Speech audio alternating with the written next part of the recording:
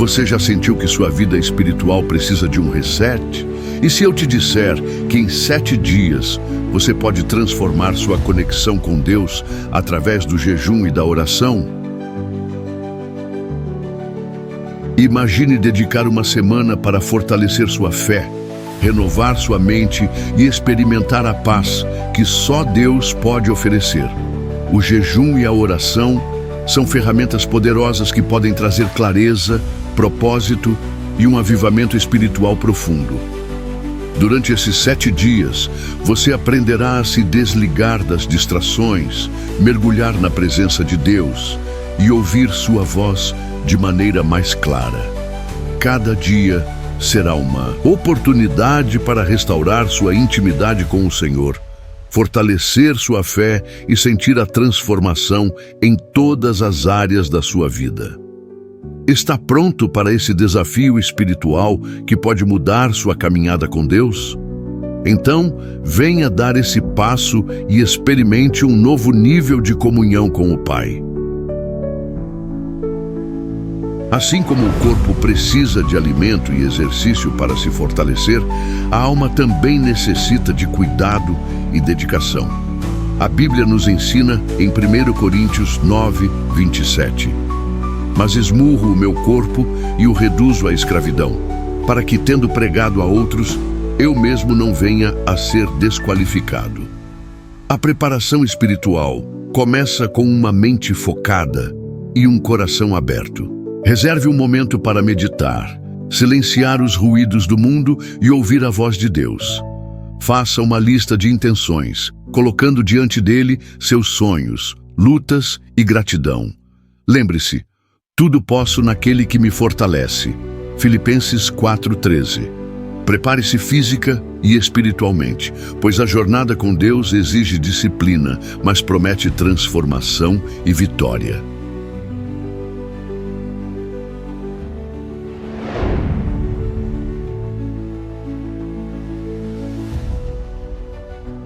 A vida espiritual, assim como um jardim, exige cuidado diário e intencional.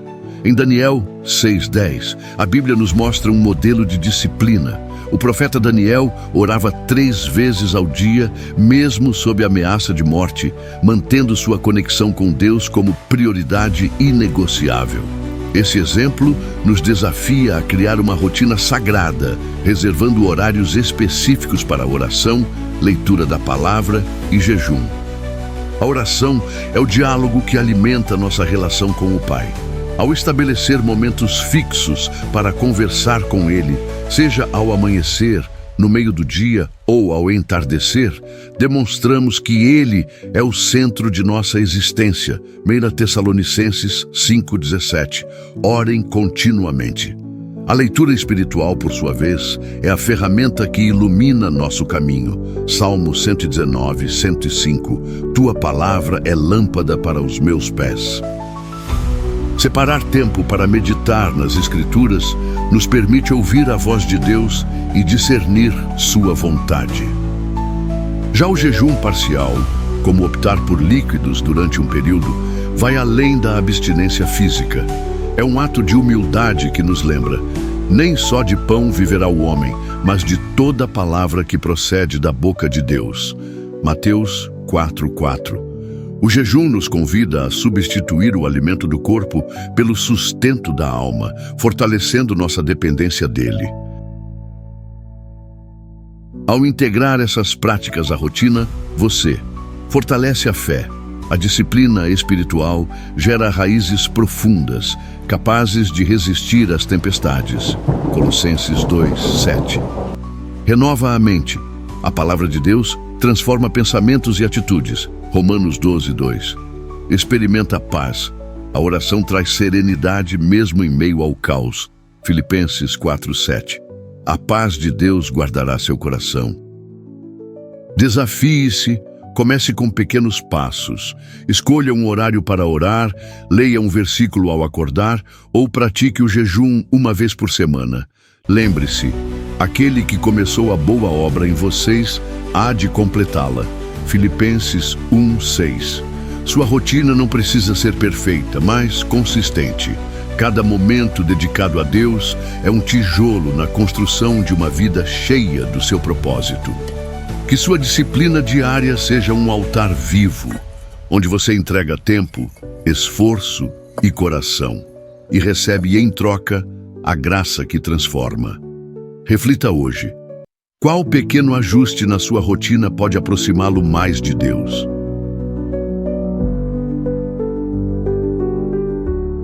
Só que a minha mãe, ela nunca virou as costas para mim. Nunca. Todo mundo dizia: ô dona Noemi, por que a senhora não desiste? Por que a senhora não larga ela? Não adianta. Ela já saiu na manchete de novo. Poxa, a Hilda vai aparecer qualquer dia desse aí no jornal, morta. Minha mãe dizia: não, o que Deus tem para fazer na vida da minha filha vai ser feito. Por mais que eu não veja, mas o mundo vai conhecer o Deus, eu não desisto. E ela subia nos morros, nas vielas, e eu lembro que isso era tão poderoso. Eu preciso falar isso, porque tem uma mãe me ouvindo aqui, tem mães que vão me ouvir. Não desista. E ela subia na favela e todo mundo abria o caminho e dizia: vai passando uma crente, deixa ela aí, porque a filha dela está lá no morro, lá em cima. Acredita que ela passava óleo de unção? Ela fazia tantos atos proféticos, e ela batia no meu peito, eu desnorteada, drogada mesmo, e ela batia no meu peito e dizia: Hilda, tem uma promessa de Deus para a tua vida. Eu dizia: mãe, não tem mais nada para mim nessa vida, eu não tenho mais nada, o que eu tenho é isso aqui, o que restou para mim é isso aqui. Mas sempre ela liberava uma palavra dizendo: filha, Deus vai te resgatar. E um belo dia na Cracolândia, onde eu estava, um terrível dia, meu irmão chegou até a mim e falou assim: vamos no hospital. Eu não imaginava o que estava acontecendo. Ele disse: vamos no hospital, que a mãe está mal.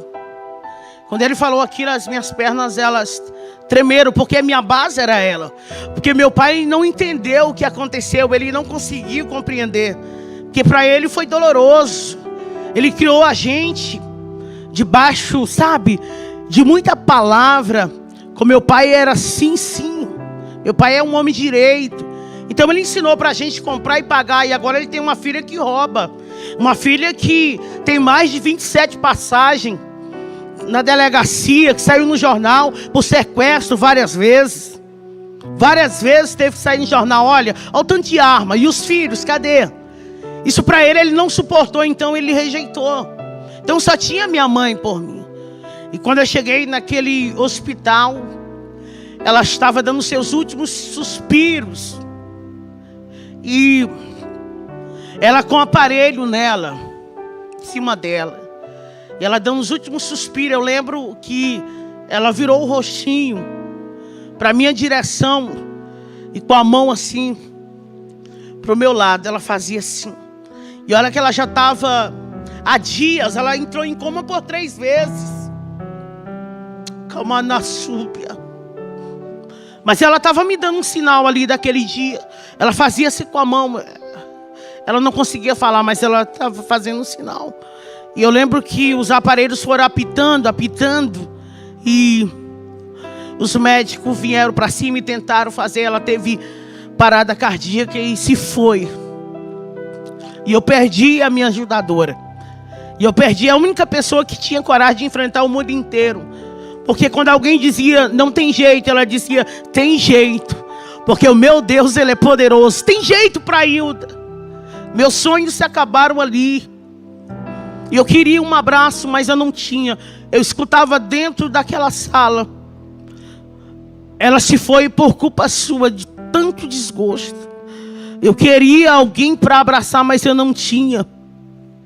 Não tinha força. O pior foi o velório. Porque eu não tive acesso. Eu tive que ficar longe. Porque os meus irmãos não compreenderam. Eles não entenderam o que aconteceu. E eu gritava lá no portão, eu gritava: deixa eu ver ela. E eu pensei: o que eu tenho agora? Meus filhos não estão comigo. Meus filhos vivem na casa de um e de outro, em abrigo. A galera que eu tinha me abandonou. E a única pessoa que eu tinha que me amava, que eu sabia que me amava, era minha mãe. E agora ela está sendo enterrada. Eu falei, eu vou ser pior do que eu fui. Agora que eu vou fazer muito mais. Eu vou fazer o dobro de tudo errado que eu fiz até hoje. Eu fiquei com mais ódio de todo mundo. Eu comecei a tramar coisas a respeito da minha família. Deus, Ele, no meio disso tudo, alguns projetos diabólicos que eu fiz contra a minha família, Ele deu livramento. Eles ouvindo aqui agora, eles sabem disso. Que por várias vezes eu tramei a morte de pessoas ali, porque eu queria me vingar. Porque ninguém deixou ver minha mãe. Eu queria fazer de tudo para eles sofrerem. Eu queria fazer eles sofrerem. Eu lembro que foi mais de 5 vezes que eu arrombei a residência do meu pai. Várias vezes. Outras vezes eu ficava só dando sinais para alguns entrarem. Manassúbia. Mas eu pensava que estava no fundo do poço. Eu não imaginava que tinha mais coisas ainda tristes para mim viver. Como eu já disse, eu estava sem ninguém. Estava só, mas ficou a minha irmã. A minha irmã, ela começou a se compadecer de mim. E ela começou a fazer o que minha mãe fazia. Levava comida, que eu passava dias sem tomar banho. Eu estava num estado de rua aqui agora. Eu estava muito dependente do crack. Amor, eu sentia vontade de ver meus filhos, mas eu não tinha força. Eu sentia vontade de um dia reconstruir tudo, mas eu não tinha força. E eu só pensava nela. Mas eu lembro que ela tentou refazer tudo que minha mãe tinha feito. Mas o pior também aconteceu. Parecia que tudo de ruim estava acontecendo na minha vida. Aquela vida maravilhosa que eu tinha se acabado. A ilusão. Cadê aquela vida que eu tinha, aquela cama fofa, que agora eu já estava dormindo na rua? Cadê, gente? Cadê os carros? Cadê os passa? Não tinha mais ninguém, só tinha ela. Mas ela também morreu. Ela também se foi. O que resta agora? O que fazer agora? Eu pensei que estava pior. Eu descobri que eu estava grávida. Não vi a criança crescer. Não vi a criança se mexer. Não vi nada disso. Um dia, eu comprei 10 gramas de crack e falei, hoje eu vou fumar tudo isso e depois vou tirar minha vida. Eu quero pelo menos ter uma overdose. Eu injetava na veia. Eu falei, vou fumar tudo isso e depois eu tiro a minha vida. Por que viver? Eu lembro que eu fumei, comecei meia-noite. E quando o dia estava amanhecendo, o dia quase amanhecendo, na Cracolhando, um monte de gente correndo para um lado e para o outro, eu comecei a sentir contrações. Eu não sabia o que era aquilo. Eu estava grávida da Vitória. E eu não sabia, 9 meses. Eu vim descobrir que eu estava grávida no dia que eu tive ela. No meio do nada. Só tinha moradores de ruas. Quando eu senti aquelas dores. E ela nasceu pequenininha. 2 quilos. No meio do lixo. Cabaraçu. Ela nasceu envolvida naquilo, eu não tive força nem para pegar ela, eu não tive reação. Alguém correu e veio, pô, a negona está tendo filho. Começou a gritar e o povo começou a aglomerar ali e eu não consegui nem me mexer, fazer nada. Eu lembro que alguém cortou o umbigo ali e pegou aquele pacotinho, aquele bebê e arrancou assim, ela estava dentro daquela bolsa e tirou. E alguém falou, é uma menina. Eu falei, ela tem que ser chamada Vitória. Ela é uma vencedora. A Vitória, ela foi doada. Eu dei a minha filha. Não sabia o que eu estava fazendo ali. Eu não tinha condição de criar filho. Eu não tinha estabilidade nem força, recurso, nada. Eu dei ela para alguém. Mas não é o pior. Ainda não é o pior ainda estava por vir. E ela sumiu e Eu lembro que eles chegaram até mim. Alguém chegou até mim e falou assim: nossa, você precisa ir no médico, que você precisa ir. E quando eu cheguei lá, eu descobri que tudo dela estava ainda dentro de mim. Eu lembro que eu gritava dentro daquele hospital, porque não pegava anestesia em nada dentro de mim, porque tudo estava aqui dentro, as placentas, tudo. E eu vi o desamor ali, porque alguém disse: não, é moradora de rua. E eu disse: está doendo tudo aqui. E eles diziam: é moradora de rua. Mas Deus escolheu todos nós. Para cada um, Deus tem um projeto e uma promessa. Para cada um, Deus tem um projeto e uma promessa. Não importa o estado que você está. Eu não sei em que estado que você está passando. Mas é uma promessa de Deus para você viver. Há uma saída para você. Tem jeito. Tem jeito. Quando eu voltei dali, eu fui convidada para fazer um assalto. E eles disseram para mim: ó, negona, eu quero te dar uma chance, viu? Nós queremos te ajudar de novo, sabe? Você vai ficar observando agora. Você vai ser aquela que vai estar olhando. Nós vamos meter o bicho ali e você vai ficar observando tudo.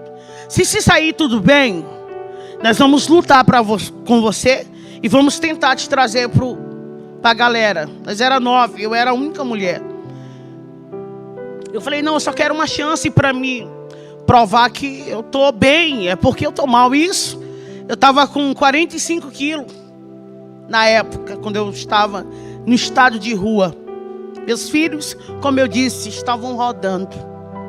Meu pai não suportou, ele mudou do lugar onde ele viveu a vida inteira. Ele mudou de cidade, vendeu tudo. Já tinha perdido a sua esposa, tinha perdido a sua filha e muitas outras coisas aconteceram. E ele mudou e disse: fala para ela, se um dia ela aparecer aqui, que eu não tenho filha ladrona. Você entende? Zero expectativa. Você entende que não tinha jeito pela sociedade. Eles todos me desprezaram.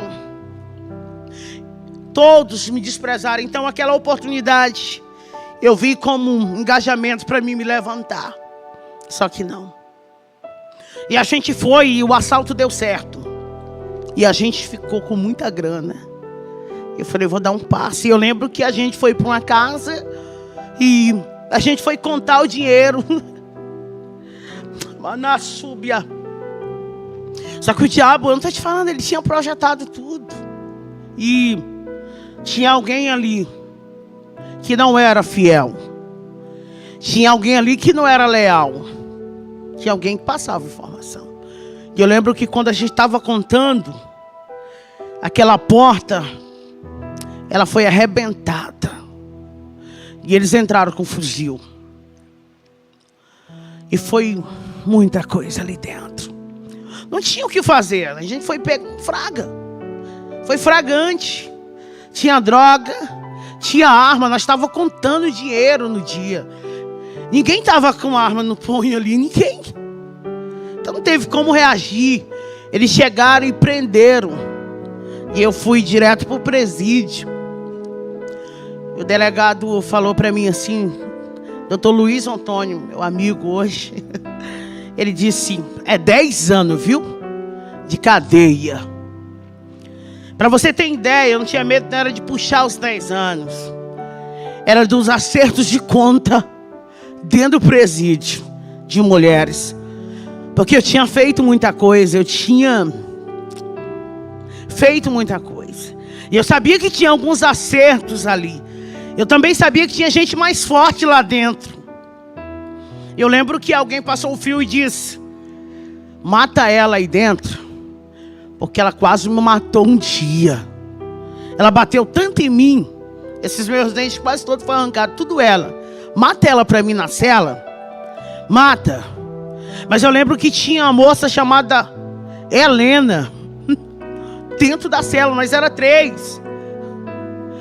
E ela ficava cantando o hino da harpa 24 horas. E ela ficava, porque Ele vive. Nós podemos crer no amanhã. Eu tentava tampar o ouvido, eu recebi muitos presentes vindo de Deus, Bíblia, livros. Eu jogava tudo fora. Eu falava, Deus nunca me amou. Porque eu cantava para Ele. Porque eu regia no coral. Olha o que aconteceu. Olha o que fizeram. Será que Deus existe? Amanda Súbia. E a ordem vinha lá do outro pavilhão. Mata ela, mata a negona. E as outras duas até pensaram, vamos pegar um chuncho. E na hora que ela deitar de bruços, a gente chega bem no peito. E pronto, a gente dá uma chunchada nela. Só que a Helena era mistério de Deus dentro da cela. Porque quando a notícia chegou, ela disse, ela não. Deus tem algo para fazer na vida dessa negona aqui, ó. Nossa, eu vejo ela com uma potência, sabe? E eu consegui. E eu lembro que com 15 dias me chamaram de novo. E ele falou, Hilda, você vai ser solta. Eu não sabia, mas tinha uma trama por aí. Você vai ser solta. Eu falava, como assim ser solta? Não paguei nada, não fui questionado em nada, nem nada, gente. Nem meu advogado. Nada. Que pega as calças da gente. Aquele que tem lá. Ele disse, não, você vai ser solta. Você vai ser solta. E eu lembro que eles me levaram para um lugar. E lá tinha uma casinha preparada, sabe? Eu lembro que eles fizeram aleluia, beber muita água de esgoto ali naquele dia. Eu tive que ser pisada ali. Mas não era o fim da humilhação. Não era o fim da humilhação. Eu lembro que alguém disse, vamos acertar aqui. Sempre tinha alguém que vinha com uma resposta de Deus. Eu lembro que o fuzil estava aqui, ó, aqui. E eu fechei os olhos para sentir o estralaço. E alguém disse, faz isso não, deixa. Deixa que com eles se viram. Em outra palavra, deixa que eles mesmos se matam. Não vai girar um dia, não vai durar um dia. E eu vim para um bairro, que era uma favela chamada Frigorífico, uma das mais respeitadas da época lá, de Redenção. E quando eu entrei ali, doida para fumar crack. Doida, eu queria só crack. E a gente foi lá para o lugar onde eu tive a vitória, lá para Cacolândia. E quando eu cheguei, minha cabeça estava valendo já. Minha cabeça já estava valendo, porque até então ninguém sabia quem tinha sido aquele informante. E o informante tinha uma parceria, ele falou, vamos jogar a culpa nela? Porque aí eu saio de boa. Então você sabe como é que é lá. Você sabe como é que é o X9. Então minha cabeça estava rodando e eu sem saber de nada. Sem saber de fato quem era. E alguém falou, negona, foge daqui porque tua cabeça está valendo pedra. Está valendo 3.000 e muitas pedrinhas. Foge daqui. Só que quando ela disse isso, alguém disse, Hilda, negona, vem cá, chegou uma da boa. Vem fumar com a gente. E ali estava o esquema para a minha execução naquele dia. E eu fui, meu coração bateu, adrenalina, eu queria fumar.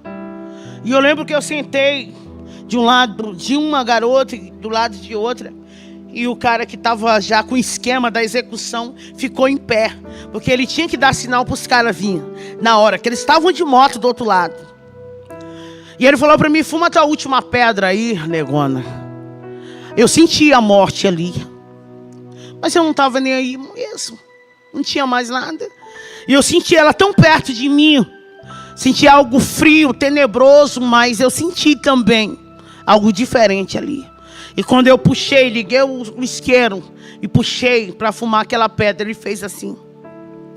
E aqueles caras vieram. E aí chegaram bem na frente e um disse na cabeça. Atira na cabeça. E eu lembro que eles estouraram 12 disparos.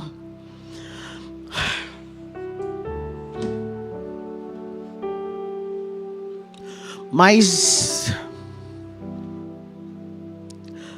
tinha um escudo ali, bem na minha frente, sabe? E eu via os fogos. Eu sabia, eu entendo de arma. Era um Tauro e eles estavam atirando, e eles já atiram. E eu lembro que uma caiu em cima de mim, e a outra em cima, e a gente caiu. E eu sentia só queimar. Mas de repente eu estou levantando, e eles disseram: corre, que a polícia foi acionada. E eu consegui me levantar com elas em cima de mim. Eu peguei uma que estava grávida, ainda consegui correr para a rodoviária. E hoje eu passo lá e fico tirando foto. E eu corri para a lanchonete, deixei aquela menina ensanguentada. Mas nenhuma bala entrou, só tem as marcas. Nenhuma entrou, e eu corri para cima de um morro e fiquei lá por 3 dias. No Serrinha. Sem saber o que estava acontecendo. E eles virou notícia de jornal: morreu uma grávida e uma trabalhada. E aquele que armou, ele morreu também. E eu estava viva, sanguentada, meio do mato. Foi 3 dias, mas com 3 dias eu não aguentei. Eu tinha que beber água. Me deu fome, eu não estava noiada.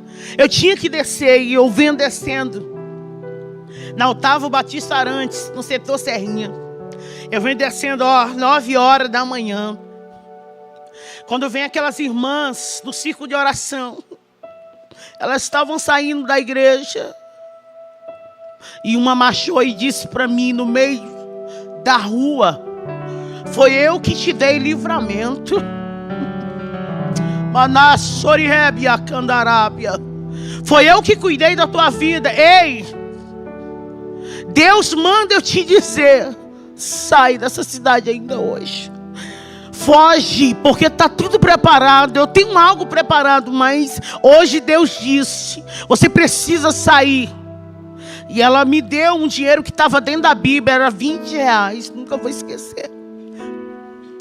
E ela orou por mim, e eu falei em pensamento. Eu falei: claro, ela está dizendo isso porque saiu no jornal.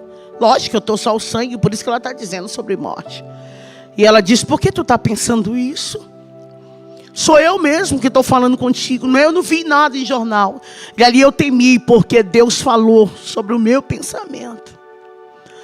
Eu corri, falei: vou despedir do meu pai, eu vou pedir perdão para ele. E vou me embora daqui. E vou tentar recomeçar.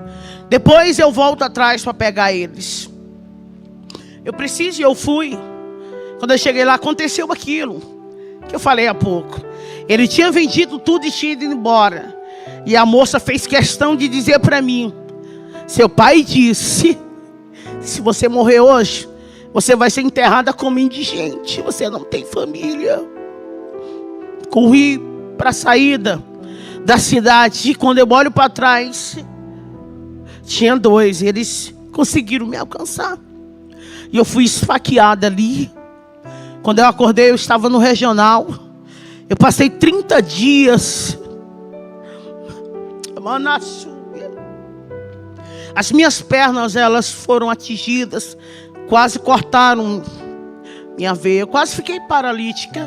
Foi Deus que tinha uma obra. E eu lembro que o médico que ficou me atendendo nesses 30 dias, ele batia assim no meu ombro e dizia: você já foi crente alguma vez? Você já foi crente? Porque eu sou católico, eu acredito na Nossa Senhora, mas você tem algo para viver, porque alguém morreu ontem com 2 facadas e você está toda cortada, está viva. Quer um conselho? Volta para o Jesus teu. Até ele, um médico que era católico, ele tinha um rosário e tudo, no jaleco dele, tudo tinha a imagem da santa. Ele ministrou sobre mim, sabe? Volta para Jesus. E eu falei: vou voltar. Meu braço, ele saiu do lugar. Eu tenho marcas na pele, mas o que mais dói é as marcas da alma, porque as consequências, ninguém foge dela. Por isso que eu estou falando para você, as consequências, elas vêm. Eu choro no Natal, que as consequências, elas vêm. Não é que eles não gostam, mas as consequências, elas vêm. Não é que eles não querem ter eu perto, é que as consequências, elas estão ainda em evidências. Eu saí daquela cidade, virei, me tornei Andaríria. Uma cidade num dia, outra cidade no outro dia. Eu ficava em ambientes de prostituição. Era ali que eu ficava, onde eu tinha comida, e ali eu vendia droga, fumava, vendia, fumava, até que eu fui para o último paradeiro. Meu último paradeiro, Marabá, Pará, foi ali na 32, que ali acabou. Não tinha mais força para nada, então minha droga era o tine. Quando não tinha, eu ficava cheirando colo e eu só ficava pedindo esmola na porta da rodoviária. Eu preciso falar para alguém aqui. E várias vezes eu via os pastores entrando na rodoviária, missionários, e eu ficava olhando para eles, querendo ouvir uma palavra. Eu queria ouvir deles assim: ei, Deus te ama. Ninguém falava nada. Seja diferente. Seja diferente, comece a olhar para a alma de alguém. Comece a enxergar o interior, não o exterior. Tem alguém pedindo socorro e você passa e não vê. Manda súbia. Eu queria os pastores com as Bíblias lindas, sabe, todos bem preparados, missionários, cantores, passavam ali, eu ficava na porta da rodoviária pedindo esmola. Eu queria só uma moeda para mim comer, comprar alguma coisa para mim comer com aquela moeda. E não tinha uma palavra: Jesus te ama. Não tinha uma palavra: tem jeito. Mas Deus visitou a dona Ildenê, uma crente, e Deus falou para ela: tem uma filha minha lá no meio daquela rua. E chegou o tempo de eu dar um ponto final nisso. Mandara sébia. Você não vai ficar aí a vida inteira. Tem providência de Deus, socorro de Deus chegando para a vida de alguém agora. Estou sentindo uma unção de Deus aqui neste lugar. O Espírito Santo de Deus manda eu dizer que está chegando um livramento. Uma porta se abre para a tua vida aí. Remarassúbia. Visita alguém por causa do teu nome, por conta de uma promessa que eu te fiz. Deus visitou a dona Idenê. Ela tinha uma barraca de comida do outro lado. E Deus falou para ela: vai lá e pega ela e cuida dela para mim. Ela chegou com uma marmita perto de mim, no meio de mais de 50 moradores de rua. A gente brigava por papelão para dormir, gente. Quantas vezes na minha vida eu ia na lixeira, revirava ela para me comer. Eu comi guardanapo muitas vezes, sentindo o gosto da comida. É barato. E ela foi até o meu encontro. E ela disse: senta aqui. Estou vendo a cena aqui. É como se eu estou vivendo tudo, sabe? E ela falava assim: conta a tua história. Eu falei: a minha história não existe. Sou um morador de rua, é isso que a senhora está vendo. E ela: não, conta a tua história de verdade. Conta a tua história, porque Deus me disse que você tem uma história. Conta ela para mim. Eu falei: não, eu só quero comer. E ela olhou para mim e disse: qual é o seu nome? Eu disse: é Hilda. Ela disse: Hilda, a partir de hoje, na rua você não fica. Ela disse: Hilda, a partir de hoje você vai ter uma cama para dormir. Eu vou te ajudar. Eu falei: não, mas eu sou usuária de droga. Eu sou ladrona. Eu falei mesmo. E ela disse: não importa. Por você eu vou pagar o preço, porque Deus mandou fazer isso. Manda súbia. E talvez você fique se perguntando por que você ora tanto por alguém, né? Que está aí. É isso. E ela me levou para a casa dela. Quando eu cheguei na casa dela, o marido dela levou um susto. Os filhos músicos, crente, pastor de igreja, outro presbítero. E eles levou um susto porque é estádio de rua. Aquele cabelo que nunca foi penteado na vida. Chiclete, tudo que você pudesse pensar colado. Seca, só o lixo. Eu na porta magra, acabada, destruída, descalço. E ele disse: você enlouqueceu, Ildenê. Que isso? Ela disse: não, foi Jesus. Eu lembro que eles foram rapidinho para a cozinha e alguém disse assim: mãe, ela vai matar a gente quando a gente estiver dormindo. Ela parece um bicho, mãe. E ela disse: não, filho. Não vai acontecer nada disso não, porque o Deus que mandou fazer isso, Ele se responsabiliza. Deus vai te dar recurso pelaquilo que Ele confiou a você. Ela começou a lutar comigo. E eu ia para a igreja e eu caía possessa. E eu manifestava: Foi 1 ano ela me levando para a igreja, 1 ano. Eu dizia, por que você não desiste? Ela dizia para mim, Ilna, quem desiste não vive as coisas grandes de Deus. Você tem um sonho? Não desista, porque só aquele que persiste vai viver o que mais ninguém viveu. Ela não desistia de mim e eu ia para a rua mesmo assim.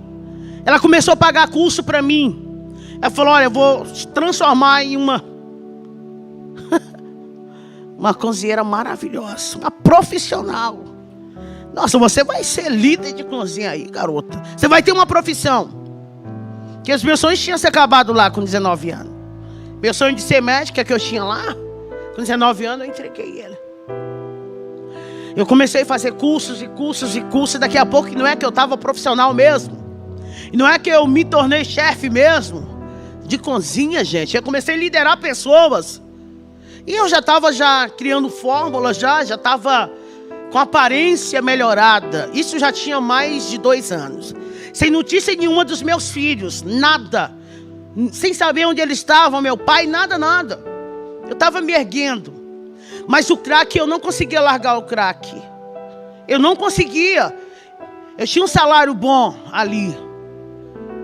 Só que quando eu pegava o meu pagamento, eu dava uma parte para ela e a outra eu ia me drogar. E eu chorava muito depois que eu ficava drogada. Eu chorava porque Deus me dá tanta chance e eu jogo todas. Todas as chances que Ele me dá, eu jogo fora. E um dia eu fui em um traficante. E ele falou para mim assim, por que você não larga essa vida? Por que você não larga essa vida? Eu vou te dizer uma coisa. Aqui no meu ponto, eu não te vendo mais nenhuma pedra de crack. Porque você tem algo diferente. Por que você não larga essa vida? Até ele falou assim, você tem um jeito diferente. Aqui você não compra. Aqui nessa folha, eu vou falar para todo mundo, você não vai mais comprar. Sai dessa vida. Eu fui em outro, para resumir tudo aqui. E ele me vendeu. E eu saí e ele falou para mim algo assim, ó, hoje é sexta-feira. E você sabe que está matando muitas mulheres aqui. Foi um alerta ali. Você sabe que aqui está amanhecendo todo dia, 6, 7. Não vai pela rua tal não. Para não ficar, eu estou te dando esse conselho. Só que aquilo foi algo tão tentador, por conta da adrenalina que o crack faz a gente sentir, que eu falei, nossa, essa rua, o que tem lá? Eu fiquei pensando, e o diabo, ele estava ali. E ele falou, boba, vai por ela mesmo, que é bem perto. Você não está doida para fumar? Então corta um atalho. Porque se você for por aquele caminho, você vai demorar a chegar. E eu sei que você quer fumar, então vai por esse. Eu não sabia mais, ali era um ponto de desova humana. Ali eram os acertos de conta ali, naquela rua. Tinha uma ponte, uma rua negra. O nome da rua, até hoje, isso existe, todo mundo sabe do que eu estou falando. É a Rua da Morte. E a ponte é batizada como a Ponte da Morte. E o diabo disse, passa, porque era a última cartada dele. Que ele tinha feito de tudo já para me tirar a vida. Só que a minha vida era do Senhor. Ele fez muita coisa, só que na minha vida, Ele nunca tocou. E quando eu vou passando na ponte, louca para fumar descalço, porque eu já estava vivendo as loucuras da reação do crack. Eu quase perdi esse meu dedo aqui, porque eu ficava fazendo assim no asfalto. Eu puxava o cabelo, eu via pessoas que não existiam. Ninguém sequer tinha coragem de fumar uma pedra comigo. Porque logo que eu fumava, eu ficava agressiva e atacava todo mundo. Eu lembro que eu batia, eu corria, eu tirava salto no meio da pista. Eu puxei os meus cabelos todos aqui. Isso aqui já é um trabalhar de Deus. Isso tudo que você está vendo aqui é Deus sendo glorificado em uma história de alguém que era improvável, mas venceu por conta de uma promessa. E no meio daquela ponte tinha alguém terminando de desovar um corpo. Eu lembro que o isqueiro dele foi aceso e ele estava com uma arma desse tamanho, uma arma branca, um facão, e aquele corpo estava todo já cortado. Estava tendo uma execução. E eu lembro que eu parei no meio daquela ponte da 28, em Marabá. Eu dobrei meus joelhos porque eu estava pisando nos órgãos dela ali no meio da ponte. Estava fazendo barulho, o sangue pingava na água. E fazia... Quando eu olhei, que ele riscou o isqueiro de novo, só estava daqui para cima. Ele tinha cortejado a menina. Saiu no jornal isso tudo. Isso aqui saiu no jornal. Isso aqui não tem como esconder. Isso aí. O mundo viu. O Pará viu. Foi um acerto de conta. Porque alguém namorou alguém que não podia. Cuidado, filha. Ouça sua mãe e o seu pai. Ouça os seus líderes. Não. Amigos que te arrancam da presença de Deus não são amigos. Porque amigos, eles te aproximam de Deus. Não tira você de perto dele. E eu dobrei meu joelho ali e eu comecei a chorar. Aí eu lembrei dos hinos que minha mãe cantava.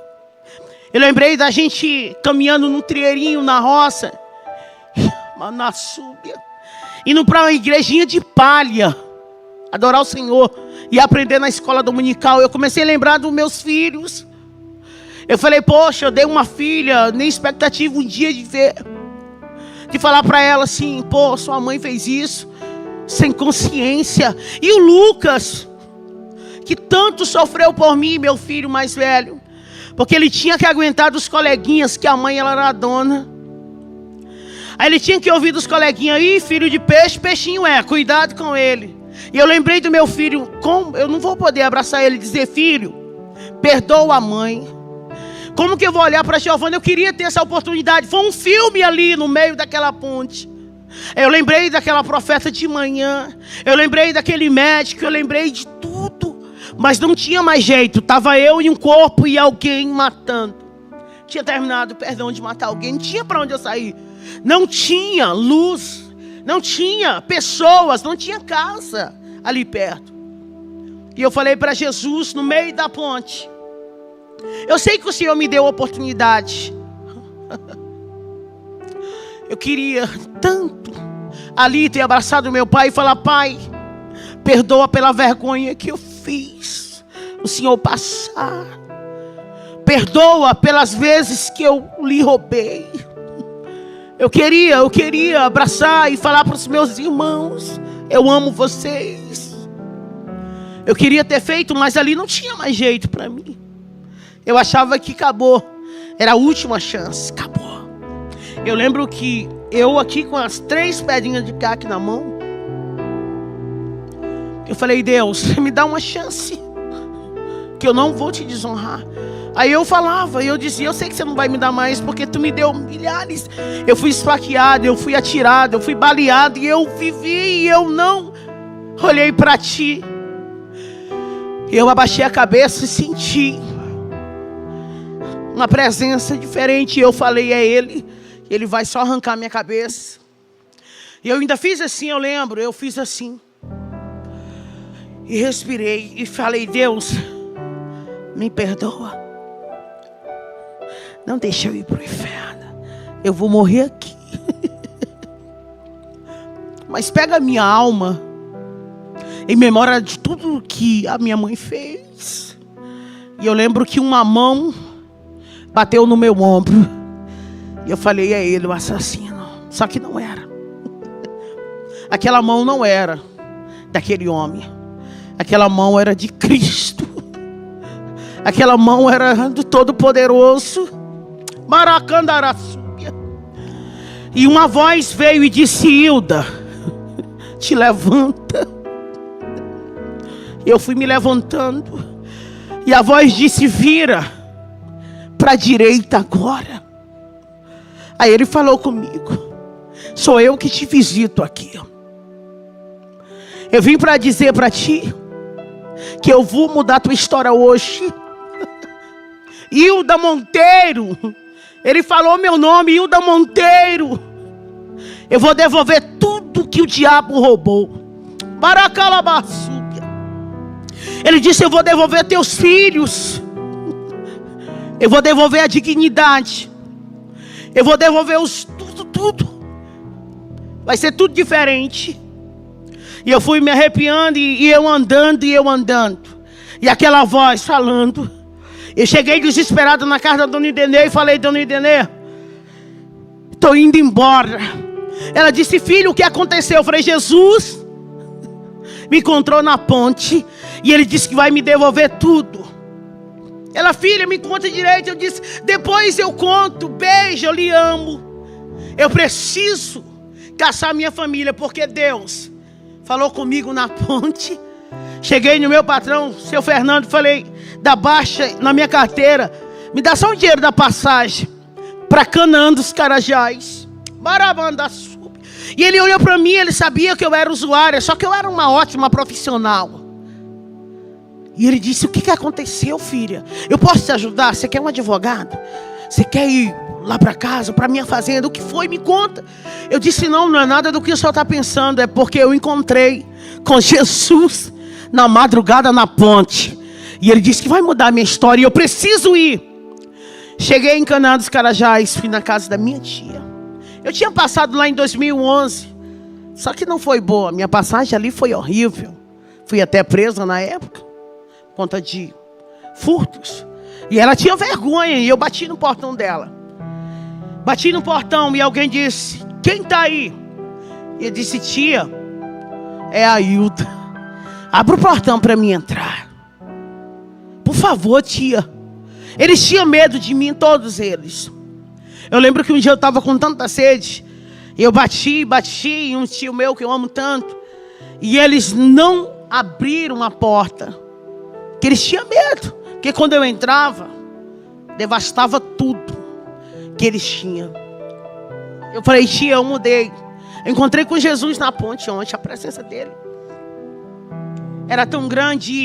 E ela: como que eu posso acreditar? Eu falei: o Deus da Bíblia, o Deus de Abraão, Isaac e Jacó me visitou. Abra o portão. E eu abracei ela. E ela falou: nossa filha, como o teu semblante está diferente. Hilda, o que aconteceu? Eu falei: tia, é isso.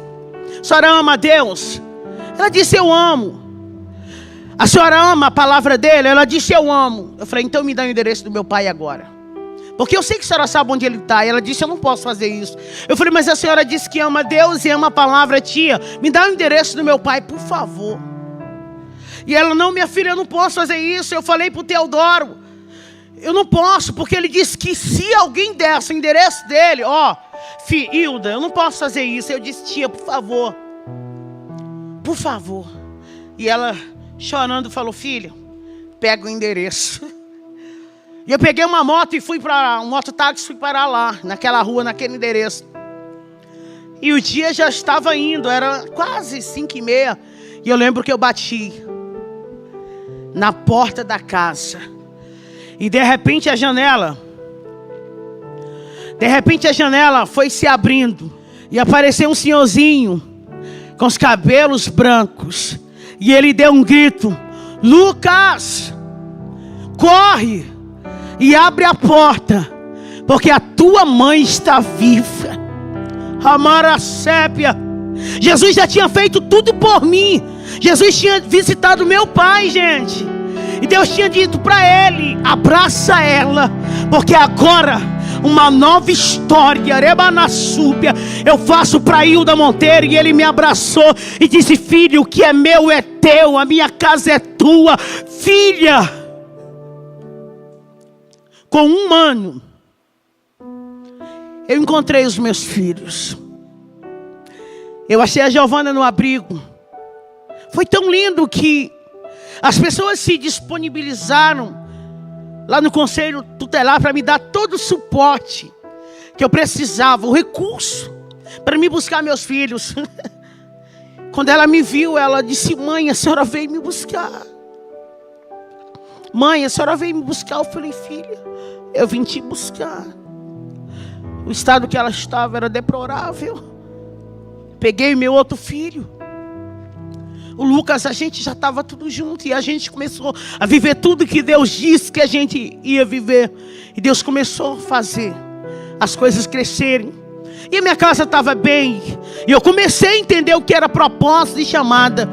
Então eu conheci a palavra de verdade e eu me apaixonei. E eu comecei a pregar, comecei a cantar novamente. E eu cantava, e eu pregava, e Deus dizia: conta o que eu fiz na tua vida. E eu comecei a ficar em guerra e falando: Deus, o que eles vão falar? O que eles vão pensar? E Deus disse: Hilda, não é sobre o que eles pensam a respeito de você, é sobre o que eu penso a teu respeito. Abra a tua boca e fala tudo que eu fiz, porque o meu nome vai ser glorificado no Brasil inteiro, porque o meu nome vai ser glorificado nas nações, porque o Deus do impossível, Deus que pega o pecador, que ergue do pó, do monturo necessitado, e faz ele se assentar com príncipes, é o Deus que está falando contigo. Bem, estava fluindo tudo, só que eu queria encontrar a minha filha. Aqui eu dei ela. Estava tudo lindo, eu com os meus filhos, e eu comecei a me dedicar, fazer tudo. Era uma cobrança dentro de mim. Eu dizia: eu tenho que fazer tudo por eles, porque eles sofreram tanto. Hoje eu quero dizer para vocês que meu pai mora comigo tem 7 anos. É meu amigo, meu companheiro. Meus filhos são os meus intercessores. Hoje eu falei: Deus, eu quero encontrar com a minha filha, porque eu quero saber que jeito é o rostinho dela. Eu queria saber que jeito era ela. Eu vi ela só dentro de um saquinho bem pequenininho na mão de alguém. E um belo dia eu fui cantar em um congresso. Eu estava cantando: Deus mudou a minha história, Deus, que é o meu hino da minha história. E de repente tinha alguém sentado lá naquela arquibancada, que era num ginásio. E alguém disse: nossa, ela parece com alguém, sabe? Eu estava na cidade onde eu vivi, e o pior, que eu fui cantar lá, porque Deus, quando decide honrar você, Ele honra onde você foi mais humilhado. E aquela família veio até a mim e disse: nossa, vamos convidar essa cantora para cantar no nosso congresso? Nossa, a voz dela, eu quero ela lá. Aí aquela menininha veio com eles. Eu não sabia, mas era a família da Vitória. Era minha filha ali. E ela falou: como é que eu faço para te levar data tal, dia tal, para cantar no congresso? A senhora prega também? Eu falei: prego. Aí quando ela estava falando comigo, eu olhei para ela. Aí os meus olhos começaram a encher de água. E alguém disse: mãe, ela parece demais com aquela moradora de rua, Maraçuga. Mas ela não é daqui. Aí eu falei: mas eu morei 30 anos aqui. E um dia eu dei minha filha aqui. Aí eu comecei a contar tudo. E daqui a pouco a gente estava todos abraçados. Quer que eu te diga uma coisa? Deus, Ele faz o sobrenatural. Aquilo que não existia, criar existência pelo poder da palavra dEle. E eu encontrei com a minha filha hoje. Ela manda aqueles áudios para mim, sabe? E fala: mãe, eu te amo. Aí ela fica dizendo para todo mundo: eu tenho uma mãe cantora. Deus está trabalhando. Ela ainda não está comigo, mas ela está com uma família tão linda. Amo. Resumindo aqui minha história. Hoje eu viajo contando meu testemunho. Hoje aonde eu vou, eu falo o quanto Deus é extraordinário. Hoje eu sou essa mulher aqui. Hoje eu dou palestra para mulheres. Hoje eu sou escritora. Eu tenho o meu livro. Hoje eu resido em Goiânia. Hoje eu tenho minha casa. Hoje eu tenho o meu lar. Hoje eu vivo as promessas de Deus. Porque se o pai tivesse olhado para o filho que saiu da casa com tudo, pelo um olhar humano, ele não tinha deixado o filho entrar. Mas o filho veio sem nada. Destruiu tudo que ele tinha. Perdeu-se. Mas um dia ele voltou. E o pai abriu as portas. Hoje eu só estou aqui vivendo essa promessa de Deus, porque o Pai abriu a porta. Eu termino aqui dizendo que a porta de Deus está aberta para a sua vida. Acredite nas promessas de Deus. Não desista, porque o que Ele tem para a sua vida está só começando. Hoje eu viajo no Pará inteiro e as pessoas falam: nossa, você era aquela. Hoje nós estamos aqui para viver esse sonho que um dia Deus sonhou. E eu encerro dizendo: muito obrigada, meu Deus. Hoje eu estou restituída. Hoje eu estou vivendo tudo que minha mãe chorou um dia e profetizou. Não desista, porque Deus é fiel.